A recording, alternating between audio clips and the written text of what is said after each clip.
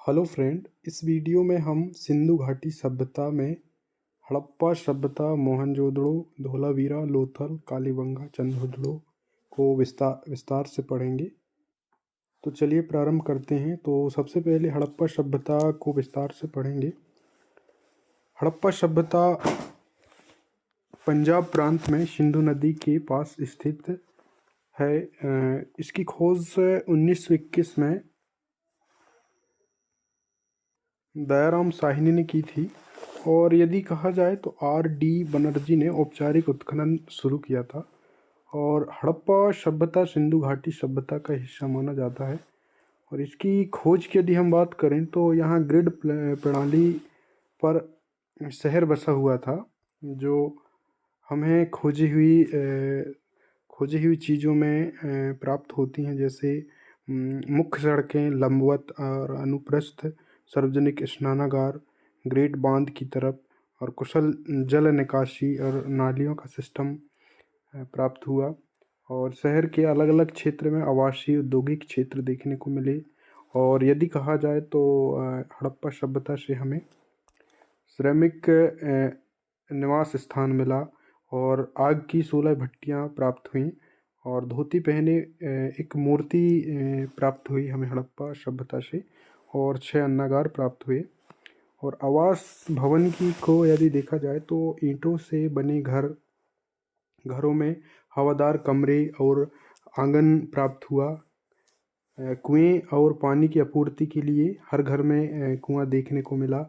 और निजी और सार्वजनिक भवनों का भेद यदि कहा जाए तो अलग देखने को मिला। सामाजिक और आर्थिक जीवन को देखा जाए तो उद्योग, मिट्टी, धातु के बर्तन, मोती, आभूषण, पत्थरों के उपकरण देखने को मिले। व्यापार, स्थानीय और दूर दराज के क्षेत्रों के साथ उनका व्यापार होना, जैसे कृषि में गेहूं, जौ, चावल का उत्पादन करते थे।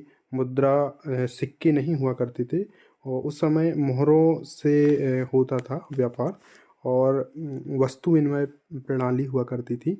और धार्मिक और संस्कृति के जीवन को यदि देखा जाए तो मूर्ति, मोहरे, मानव, पशु, देवी देवताओं की आकृति मिलती है। सिंधु लिपि लेखन प्रणाली, जो उस समय की जो लेखन प्रणाली है, अभी तक पढ़ा नहीं जा सका। देवी देवता की पूजा होती थी, भगवान सूर्य देवता प्राकृतिक को मानते थे।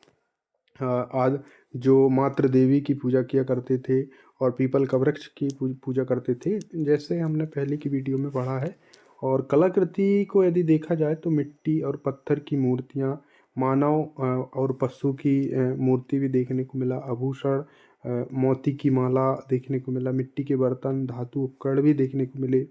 सिंधु मोहरे जो व्यापार और प्रशासन में काफ़ी उपयोगी हुआ करते थे।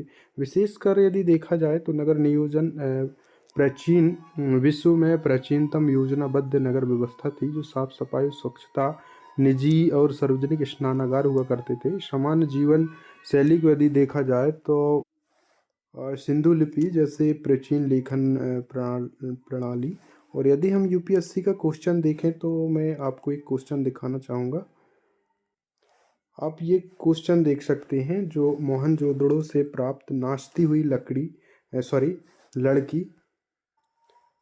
नाचती हुई लड़की डांसिंग गर्ल नामक प्रख्यात नारी लघु मूर्ति किस पदार्थ की बनी हुई है। ये 2025 में यूपीएससी प्री में पूछा गया क्वेश्चन है।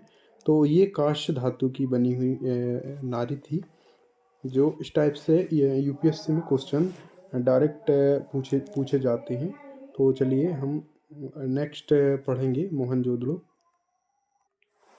मोहनजोदड़ो सिंधु घाटी सभ्यता का बहुत ही महत्वपूर्ण और प्रसिद्ध नगर माना जाता है। इसकी खोज 1922 में यदि कहा जाए राखलदास बनर्जी, R.D. बनर्जी ने किया था। यह पाकिस्तान में इंद्र नदी के तट पर स्थित था, और यहाँ से अनेक महत्वपूर्ण वस्तुएं जैसे अवशेष मिले हैं, जो हम आगे देखेंगे। जैसे स्नानागार काफ़ी प्रसिद्ध माना जाता है, और मृतकों का टीला, ये मृतकों का टीला भी मोहनजोदड़ो से मिला है। स्नानागार यह मोहनजोदड़ो की सबसे प्रसिद्ध खोज मानी जाती है, जो स्नानागार है। यह एक बड़ा स्नानागार जैसा टैंक था जो ईंटों से बना था। उसमें जल का निकासी की एक गजब की उत्तम व्यवस्था की गई थी और संभवतः इसका उपयोग धार्मिक स्नान, पवित्र अनुष्ठानों के लिए किया जाता था। और अनाज भंडार भी हमें मोहनजोदड़ो से देखा गया है। और शतरंज की गोटियाँ भी हमें मोहनजोदड़ो से देखने को मिलता है। और यहाँ से हमें एक मूर्ति भी मिली है जो नर्तकी की मूर्ति है, एक काष्ठ से बनी, जो अभी हमने एक क्वेश्चन देखा था वो यहीं से। तो इसमें एक युवती दिखाई देती है जो एक हाथ कमर पर रखे हुए नाचने की मुद्रा में है। यह मूर्ति उस समय की कला कौशल और धातु प्रयोग की उन्नत तकनीक को दर्शाती है। पुरोहित राजा की मूर्ति को यदि देखा जाए तो यह एक पत्थर की बनी मूर्ति होती है और एक दाढ़ी वाले व्यक्ति को दर्शाया गया है जिसने चोगा पहना हुआ है जिस पर डिजाइन बनी हुई है। और पांचवा नगर नियोजन जल निकासी प्रणाली। यह यहाँ की सड़कों की जो योजना ग्रिड पैटर्न में थी, जो हर घर में स्नानागार नालियाँ थी जो मुख्यतः नालियों से एक बाहर की जो एक नालियाँ होती थी, बड़ी नालियाँ, वहाँ छोटी छोटी नालियाँ सभी जाके बाहर की नालियों से प्रॉपर तरीके से मिलती थी। इसलिए मोहनजोदड़ो और हड़प्पा सभ्यता वो उस समय में काफ़ी उन्नत किस्म की सभ्यता मानी जाती थी। तो चलिए देखते हैं मोहरे की यदि हम बात करें तो मोहरे यहाँ से सैकड़ों पत्थर की मोहरें प्राप्त हुई हैं जिन पर पशु आकृति और लिपि अंकित की गई है। सबसे प्रसिद्ध पशुपति मोहर ये इम्पोर्टेंट है मोहनजोदड़ो से। इसमें एक व्यक्ति को पशुओं से घिरा दिखाया गया है। इसे भगवान शिव का प्रारंभिक रूप माना जाता है। मिट्टी और धातु के बर्तन को यदि कहा जाए तो यहाँ सजावटी में मिट्टी के बर्तन, लाल मृदभांड, तांबे, कांसे के औजार मिले हैं। इससे पता चलता है कि लोग धातु उद्योग और कुम्हार भी हुआ करते थे उस समय। और खिलौने और मूर्तियाँ यहाँ मिट्टी के बैल, रथ, स्त्री पुरुष की मूर्तियाँ और बच्चों के लिए खिलौने मिट्टी के बनाए जाते थे। तो काफ़ी सामाजिक और पारिवारिक जीवन को दर्शाया गया है जिसमें। और आभूषण को देखा जाए तो सोना, चांदी, तांबे, पत्थर के बने हार, कंगन, मोतियाँ, अंगूठियाँ खोज में मिली हैं। उस समय की फैशन और सुंदर प्रियता का पता चलता है। सौंदर्य प्रियता। कब्रें और कंकाल को यदि देखा जाए तो यहाँ से मानव कंकाल और कब्रों के अवशेष मिले हैं। संस्कार, मृत्यु, परंपरा, सामाजिक ढंग से उस समय ज्ञात होता है। तो चलिए देखते हैं। जैसे यदि महास्नानागार की बात करें तो ये धार्मिक सार्वजनिक स्नान स्थल माना जाती है। नर्तकी की मूर्ति कला, धातु कौशल का प्रमाण देती है। पुरोहित राजा की मूर्ति हमें शासन धर्म के प्रमुख व्यक्ति का प्रतीक बताता है। मोहरे की यदि हम बात करें तो ये धार्मिक विश्वास और व्यापार के लिए बताते हैं। और अनाज भंडार को कृषि खाद्य संग्रह की व्यवस्था के बारे में दिखाया गया है। और खिलौने की यदि हम बात करें तो ये सामाजिक जीवन और मनोरंजन के लिए दर्शाया गया है। जल निकासी प्रणाली एक नगर नियोजन और उस समय बहुत ही स्वच्छता हुआ करती थी माना जाता है। और आभूषण, सौंदर्य और धातु कला के बारे में बताया गया है। कंकाल व कब्रें मृत्यु संस्कार की झलक हमको दिखाती हैं। तो चलिए नेक्स्ट हम धौलावीरा पढ़ेंगे। तो इसको यदि कहा जाए तो लगभग 300 ईसा पूर्व से 1500 ईसा पूर्व के बीच माना जाता है। और इसके खोजकर्ता जगपति जोशी हुए जिन्होंने 1967-68 में इसकी खोज की थी। और धौलावीरा को यदि कहा जाए तो ये गुजरात के कच्छ जिले में अवस्थित है। और ये मनसर नदी के पास, मानस नदी के पास अवस्थित है। नगर योजना को यदि देखा जाए तो धौलावीरा का नगर बहुत ही सुव्यवस्थित रूप से बनाया गया था। जो इसे 3 भागों में बांटा गया था। किला जो जहाँ पे राजा या उच्च वर्ग के लोग निवास करते थे, और मध्यम वर्ग जहाँ प्रशासनिक वर्ग के लोग रहा करते थे, और लोअर जो नीचे स्तर का हुआ करता था वहाँ आम जनता निवास करती थी। यदि कहा जाए तो यहाँ यहाँ से पत्थर की पत्थर की बनी एक नेवले की मूर्ति मिली थी। नेवले की मूर्ति मिली थी। और यदि यह पूरी तरह से पत्थर से बनी दीवारों से घिरा हुआ था, जो अन्य यदि कहा जाए तो हड़प्पा स्थलों से अलग हुआ करता था। यूँ ये नगर की यदि हम बात करें तो, और पक्की ईंटों का उपयोग किया गया था। और जल प्रबंधन प्रणाली की यदि बात करें तो धौलावीरा की जो जल निकासी है, ये जल संरक्षण प्रणाली अत्यंत विकसित थी। जो तालाब, जलाशय, नालियों का जाल था जो वर्षा का पानी इकट्ठा किया करता था। इस प्रणाली से यह पता चलता है कि धौलावीरा के लोग शुष्क जलवायु में भी जल संचयन के विशेषज्ञ थे। लेखन का संकेत यदि देखा जाए तो धौलावीरा से एक बड़ा साइन बोर्ड मिला है, जो जिस पर सिंधु लिपि में लेख अंकित किया गया है। और यहाँ अब तक मिले सबसे लंबे लेखों में से एक यदि माना जाए तो सभ्यता उन्नति के प्रमाण देखने को मिलते हैं। उस समय यदि हमें सामाजिक आर्थिक जीवन की बात करें तो धातु उद्योग, मोती निर्माण और मिट्टी के बर्तन, मूर्ति कला देखने को मिली। धौलावीरा में यदि कहा जाए तो मेसोपोटामिया, इराक और मिस्र में फैले व्यापार का एक नमूना देखने को मिलता है।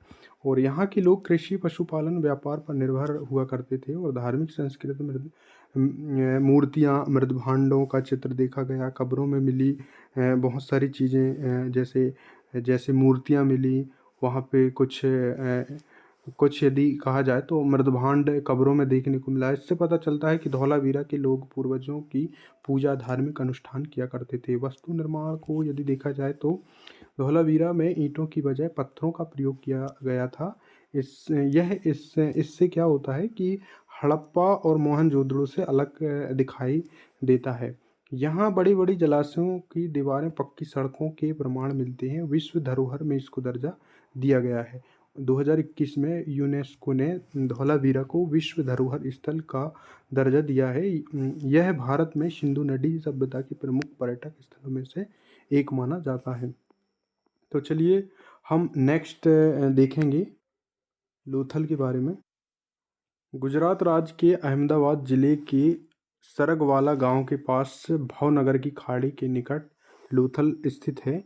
यदि इसको कहा जाए तो मृतकों का टीला कहा जाता है। लगभग 2400 ईसा पूर्व से 1900 ईसा पूर्व इसे माना जाता है। जो इसकी खोजकर्ता SR राव, जिन्होंने 1954 में इसकी खोज की थी, हड़प्पा सभ्यता का प्रमुख केंद्र माना जाता है। यदि बंदरगाह की बात करें उस समय में तो लोथल की सबसे बड़ी विशेषता इसका बंदरगाह माना जाता है, जो विश्व के सबसे प्राचीन कृत्रिम बंदरगाह में से एक माना जाता है। और यह बंदरगाह साबरमती नदी से जुड़ा हुआ था, जिससे समुद्री व्यापार संभव हुआ। और इस बंदरगाह की लंबाई का लगभग 218 मीटर से चौड़ाई 37 मीटर मानी जाती है। इससे स्पष्ट होता है कि लोथल के लोग समुद्री इंजीनियरिंग और नौ वाहन कला में निपुण हुआ करते थे।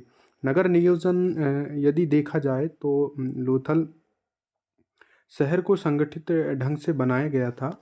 और जैसे हड़प्पा, मोहनजोदड़ो में शहर दो हिस्सों में बटा हुआ था। ऊपरी नगर उच्च वर्ग के लोग रहा करते थे और निचला नगर में आम लोग या आम आदमी रहा करते थे। और सड़क को यदि कहा जाए तो उत्तर, दक्षिण और पूर्व पश्चिम दिशा में काटकर बनाई जाती थी, जिससे हवा, रोशनी का अच्छा प्रभाव देखने को मिलता था। नालियाँ, जल निकासी व्यवस्था अत्यंत विकसित थी उस समय के हिसाब से यदि देखा जाए तो। व्यापार और अर्थव्यवस्था यदि देखा जाए तो लोथल व्यापारिक केंद्र था।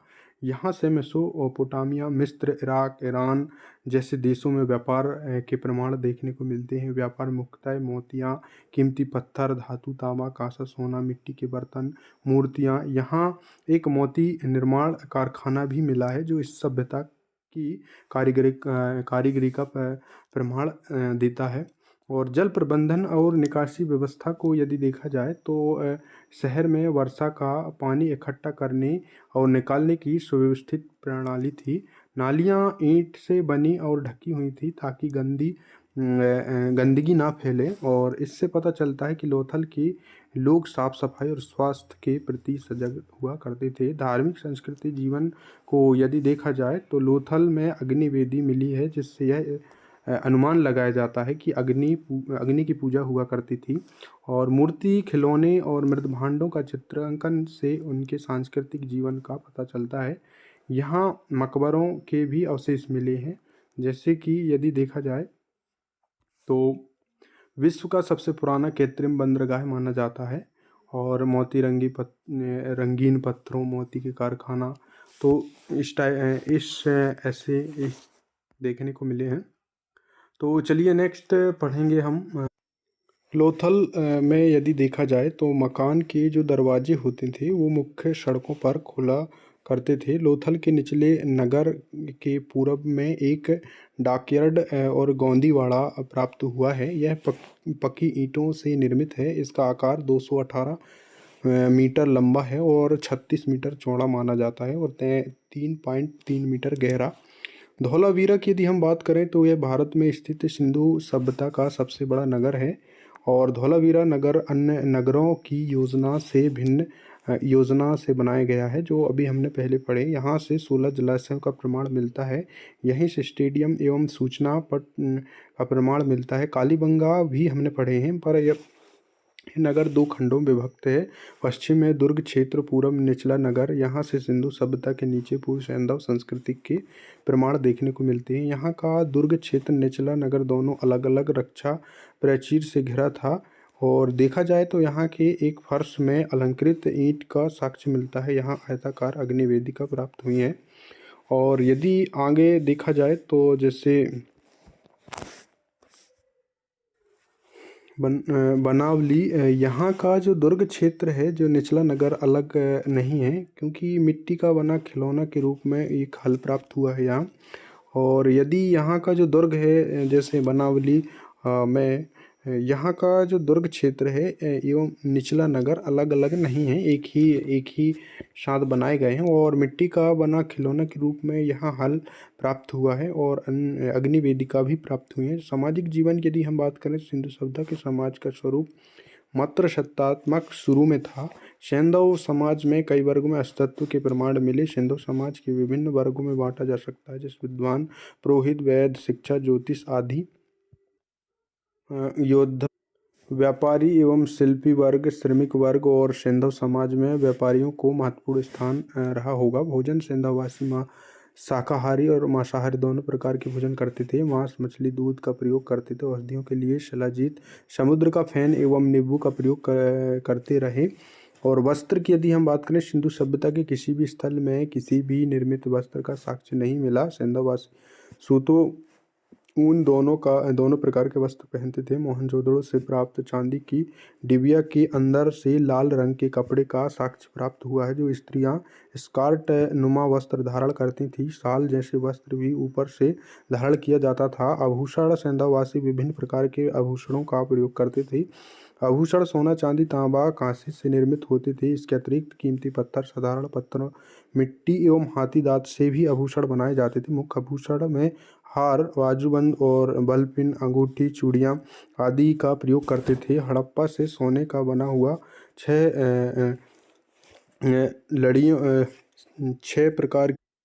पत्तियों वाला हार प्राप्त देखने को मिलता है। सौंदर्य प्रशासन की यदि हम बात करें, सैंधववासी सौंदर्य प्रेमी थे।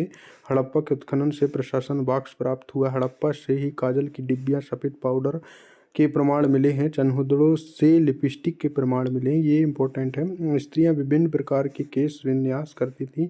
शवदान प्रणाली, सैंधववास में अपने मृतकों का 3 प्रकार से अंतिम संस्कार किया करते थे। पहला पूर्ण शवदान, मृतकों को कब्र में दफनाने की परंपरा। और दूसरा आंशिक शवदान, मृतकों के शरीर को जंगल में रख देना। जब पशु पक्षी उसके मांस को खा लेते थे तो हड्डियों को दफन करना। और तीसरा दाह संस्कार होता था, जो मृतकों को जलाने की परंपरा। सिंधु सभ्यता के स्थल से प्राप्त साक्ष्यों के आधार पर यह निष्कर्ष निकलता है कि सिंधुवासियों की लोकप्रिय शवदान प्रणाली शवदान थी। सिंधुवासी सामान्यतः अपने मृतक का सिर उत्तर और दक्षिण में, पैर दक्षिण में रखकर दफनाते थे। और मृतक के साथ अंत्येष्टि सामग्री जैसे मृतभांड, आभूषण आदि रखते थे। कब्र पैर की अपेक्षा सिर की ओर अधिक चौड़ी होती थी। हड़प्पा का कब्रिस्तान दुर्ग क्षेत्र के दक्षिण से प्राप्त हुआ है।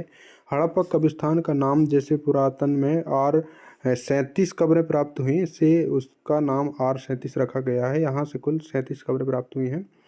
को लकड़ी के ताबूत में रखकर दफनाया गया, ऐसी परंपरा सुमेरियन सभ्यता में प्रचलित थी। लोथल का कब्रिस्तान दुर्ग क्षेत्र उत्तर पश्चिम से प्राप्त हुआ, यहाँ से कुल 20 कब्रें प्राप्त हुई। और मोहनजोदड़ो अभी तक कब्रिस्तान का प्रमाण नहीं मिला है। और यदि धार्मिक जीवन की बात करें, सिंधुवासी अपने देवी देवताओं को अनेक रूपों से पूजते थे। पुरुष देवता सिंधुवासियों से हमें पुरुष देवता के अनेक रूपों के अंकन के का साक्ष्य मिलते हैं। मोहनजोदड़ो से प्राप्त एक मुद्रा में सिंह युक्त त्रिमुख देवता का चित्र आंका गया है। यह योग मुद्रा में एक चौकी पर निवस्त्र बैठे देवता के दाहिनी ओर एक हाथ और एक बाघ का चित्र अंकित है तथा बाएं ओर एक महर्षि एवं चौकी के नीचे 2 हिरण के चित्र अंकित है। मार्शल महोदय ने इस चित्र को शिव का आदि रूप माना है। पौराणिक काल में शिव को महायोगी, पशुपति, त्रिनेत्रधारी, त्रिशूलधारी अनेक नामों से जाना जाता है, जिनके चित्रण इस मुद्रा में मिलते हैं। और हड़प्पा से प्राप्त एक मुद्रा में एक तरफ पेड़ पर बने मचान पर एक पुरुष आकृति बैठी है, पेड़ के नीचे एक बाघ खड़ा है। इस मुद्रा के दूसरी ओर एक बैल का चित्र है, और इसके सामने एक त्रिशूल गड़ा है।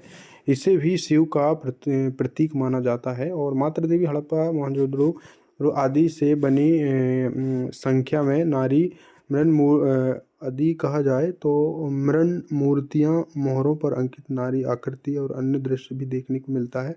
मातृ देवी की उपासना करते थे, उस समय दोनों दीपक जैसी आकृति बनी है।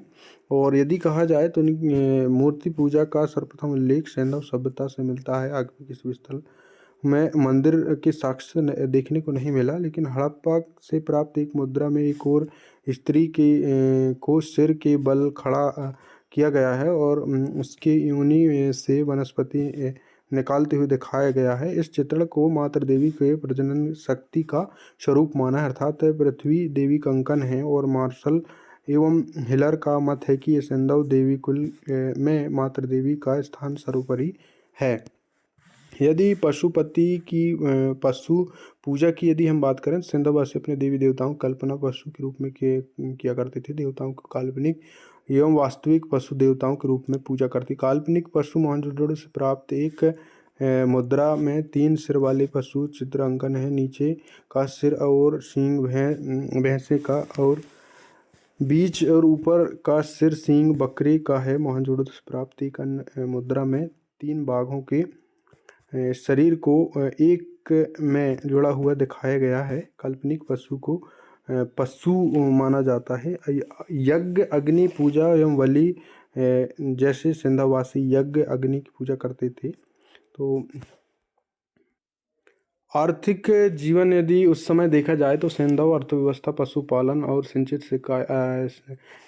कृषि, अधिशेष उत्पादन, विभिन्न दस्तकारी में दक्षता और समृद्ध आंतरिक और विदेशी व्यापार का आधारित थी। पशुपालन कृषि पर निर्भर होते हुए भी हड़प्पाई लोग बहुत सारे पशु पालते थे, और इनमें बहुत प्रमुख रूप से भेड़, बकरी, गाय, बैल, भैंस आदि सुअर पालते थे। और यदि कहा जाए तो कुत्ता पालतू पशु था, इसके कई नस्लें मिले हैं।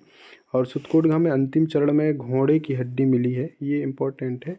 कहा जा सकता है कि सिंधु में घोड़े से परिचित थे। सिंधुवासी जिन अन्य पशुओं से परिचित थे उनमें हाथी, बाघ, हिरण, सिंघा, खरगोश आदि थे। कृषि आर्थिक दृष्टि में कृषि अत्यधिक महत्वपूर्ण स्थान माना जाता है। उस समय कृषि भी काफ़ी प्रचलित थी। और यदि देखा जाए तो उद्योग की यदि हम बात करें तो सिंधु विभिन्न उद्योगों से परिचित थे। सिंधुवासी यदि कहा जाए तो प्रमुख उद्योग जैसे सूतो, ऊन दोनों प्रकार के वस्त्र का प्रयोग करते थे। सिंधु स्थलों के प्रत्येक मकान में कताई बुनाई में प्रयुक्त मिट्टी एक शंख के बने 2-3 छेद वाले तकिए मिले हैं। मोहनजोदड़ो वस्त्र उद्योग और महत्वपूर्ण केंद्र माना जाता है। इसके अतिरिक्त सिंधु सभ्यता में धातु उद्योग, गुड़िया मनका उद्योग, मूर्ति कला और मृदभांड, हाथी दांत से निर्मित वस्तुओं का उद्योग, ईंट आदि प्रचलन देखा गया है। व्यापार सिंधुवासी आंतरिक और बाह्य दोनों व्यापार उन्नत अवस्था में था। सिंधुवासी की विशेषता वहाँ असंख्य छोटे बड़े नगरों की व्यवस्था थी। संपन्न सिंधुजन अधिक से अधिक विलासिता की वस्तुएं प्राय करना चाहते थे। इस खोज में उन्होंने दूर दूर तक बस्तियां बसाई और अफगानिस्तान, मध्य एशिया, एशिया के साथ प्रगाढ़ संबंध बनाए गए। हड़प्पा सभ्यता में उद्योग विकसित अवस्था में थे, लेकिन हड़प्पा क्षेत्र में हमें उन उद्योगों के लिए कच्चा माल उपलब्ध नहीं था। सेंधावासी कच्चे माल की प्राप्ति हेतु दूर दराज की यात्रा किया करते थे और व्यापार वाणिज्य किया करते थे। तो चलिए देखते हैं। सेंधावासी निम्न वस्तुओं इन क्षेत्रों से प्राप्त करते थे, तो चलिए देखते हैं। जैसे चांदी अफगानिस्तान एवं ईरान से, मुख्यतः अफगानिस्तान से प्राप्त किया जाता था, और कर्नाटक से सोना, तांबा राजस्थान से, और टीन अफगानिस्तान से, खेलखड़ी बलूचिस्तान राजस्थान से, लाजवर्द यदि कहा जाए अफगानिस्तान से, और फिरोजा खुरासान से, और चाट पत्थर बलूचिस्तान से, लाल रंग का फारस की खाड़ी से। तो इस प्रकार से विदेशी व्यापार एक दूसरे से व्यापार किया करते। सेंधावासी के व्यापार संबंधी अनेक संस्कृतियों के साथ थे। मेसोपोटामिया, मिस्र और ईरान में देखा जाता था। फारस की खाड़ी होते हुए मेसोपोटामिया के साथ व्यापार संबंधी अनेक पुरातात्विक प्रमाण देखने को मिलते हैं। कुछ विद्वानों का मानना है कि मेसोपोटामिया में एक हड़प्पाई व्यापारिक बस्तियां मिली हैं, जो मेसोपोटामिया से प्राप्त अभिलेखों में यदि कहा जाए तो काफ़ी मिलुहन नमक क्षेत्रों का उल्लेख किया गया है। मेसोपोटामिया के लोग व्यापारिक संबंध थे, जिसमें यदि कहा जाए तो वहाँ के जो लोग सेंधव क्षेत्र की सूती वस्त्र, हाथी दांत निर्मित वस्तु एवं कर्नेलियन पत्थर के बने मानके आयात करते थे। हड़प्पाई मुद्रा में मेसोपोटामिया क्षेत्र में मिलते थे। सेंधावासी ही कहा जाए तो फारस की खाड़ी एवं क्रीट से भी व्यापारिक संबंध स्थापित करते थे। तो देखते हैं आगे। यातायात की यदि हम बात करें तो सेंधव काल में स्थित जल जो है दोनों मार्गों से व्यापार होता था, स्थल मार्ग से भी और जल मार्ग से भी। और ठोस पहिए वाली बैलगाड़ी हुआ करती थी, और पशुओं से का भी यातायात में प्रयोग किया जाता था। जलमार्ग में भी मुख्यतः नाव का प्रयोग किया जाता था। मोहनजोदड़ो से प्राप्त मृदभांड में नाव का चित्र मिलता है। और मापतोल की यदि हम बात करें तो सेंधावासी मापतोल की इकाई से परिचित थे और नापतोल के पैमाने भी किया करते थे। मोहनजोदड़ो से सीप का बना हुआ पैमाना, हड़प्पा से तांबे का पैमाना, लोथल से हाथी के दांत पैमाने, कालीबंगा से मिट्टी का बना हुआ पैमाना प्राप्त हुआ। सेंधव सभ्यता के पुरास्थलों से बड़ी संख्या में बाट प्राप्त हुए हैं। सिंधु सभ्यता में मापतोल का मानक रूप मिलता है और बड़े बाट 16 गुणक के मिलते हैं। तो चलिए देखते हैं आगे। जैसे मुद्राएं, सिंधु सभ्यता के उत्खनन से अभी तक 2500 से अधिक मुद्राएं प्राप्त हुई हैं। और यदि कहा जाए पत्थरों की, मिट्टी, तांबे की बनी हुई, इनमें सर्वाधिक मुद्राएं शैल खड़ी पत्थरों की बनी हुई है। अल्प मात्रा में लोथल, दसलपुर से मिली हैं मुद्राएं। वर्गाकार, आयताकार, गोला, बेलनाकार से बनाई जाती थी। इनमें सबसे लोकप्रिय वर्गाकार मुद्राएं थी जो शैल खड़ी पत्थर से बनी हुई थी। तो गुड़िया मनका को यदि देखा जाए तो सिंधु सभ्यता में विभिन्न स्थलों में हजारों की संख्या मनके मिले हैं।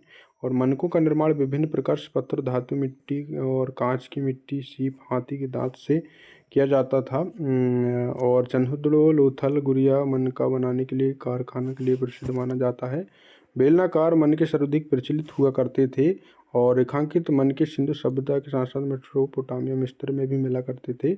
और मृदभांड को यदि देखा जाए तो मृदभांड सेंधव स्थलों से प्राप्त अधिकांश मृदभांड चाक द्वारा निर्मित हुआ करता था और सर्वाधिक लाल रंग का लेप लगाया जाता था। ऊपर लाल रंग के चित्रण किया जाता। मृदभांड में वनस्पति, जीव जंतु, कुछ मानव आकृतियों को रेखांकित किया जाता था। मोहनजोदड़ो से चंद्रद्रोह के मृदभांड पर मानव आकृति का अभाव, हड़प्पा से प्राप्त मृदभांडों पर मछुआरे का चित्र अंकित किया गया। लोथल से प्राप्त एक मृदभांड पर एक चिड़िया अपने मुख में मछली दबाए हुए पेड़ पर बैठी है और पेड़ के नीचे एक लोमड़ी खड़ी है। इस चित्र से हमें पंचतंत्र की कहानी चालाक लोमड़ी का आभास देखने को मिलता है। तो चलिए देखते हैं। जैसे यदि धातु मूर्ति की बात करें तो उस समय सेंधव स्थलों में तांबे एवं कांसे की बनी मूर्तियाँ प्राप्त हुईं। तो धातु निर्मित मूर्तियाँ में सबसे सुंदर मोहनजोदड़ो से कांस्य निर्मित 14 सेंटीमीटर नर्तकी मानी जाती है। और यदि कहा जाए तो प्रसिद्ध मूर्तियों में सेंधववासी मूर्तियों के निर्माण विभिन्न प्रकार के पत्थरों जैसे कि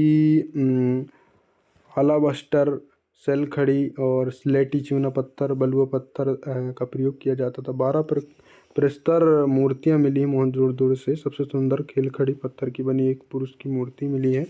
अलंकृत से यदि कहा जाए मोहनजोदड़ो से पत्थर निर्मित एक योगी की मूर्ति प्राप्त हुई है।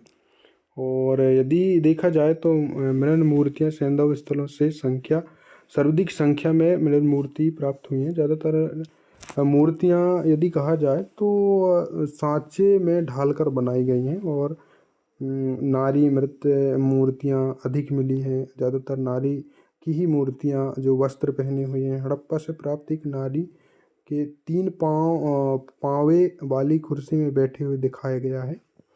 तो इस प्रकार से हमने मोहनजोदड़ो हड़प्पा सभ्यता को विस्तृत से पढ़ा, जो सिंधु घाटी सभ्यता में की मानी जाती हैं। अब हम अगले वीडियो में ये वैदिक संस्कृति को पढ़ेंगे।